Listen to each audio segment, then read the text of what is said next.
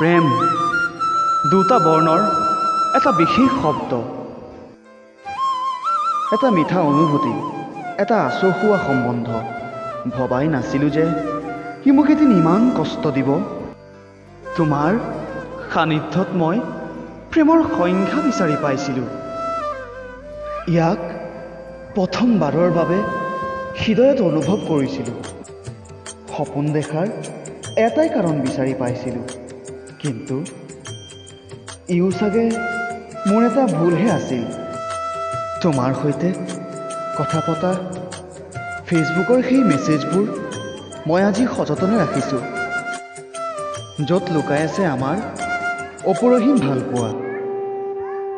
কিন্তু সেইবোৰেচোন এতিয়াও মোৰ বুকুত বৰ জোৰেৰে পিন্ধে অ'।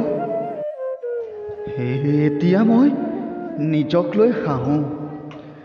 তোমাৰ সেই সৰু সৰু অভিমানবোৰ, য'ত মই নিজক হেৰুৱাই পেলাইছিলোঁ।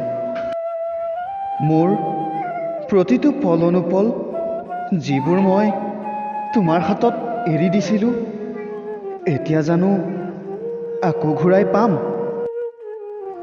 মোৰ এতিয়া এই প্ৰেম শব্দটো শুনিলে বৰ বিৰক্তি অনুভৱ হয়। সঁচা ভালপোৱা পৰিণাম হয়তো কেৱল হৃদয় জ্বলোৱা হেকুৰা জুই, য'ত মই মোৰ কোমল কলিজাক দুনাই পুৰিব নিবিচাৰোঁ।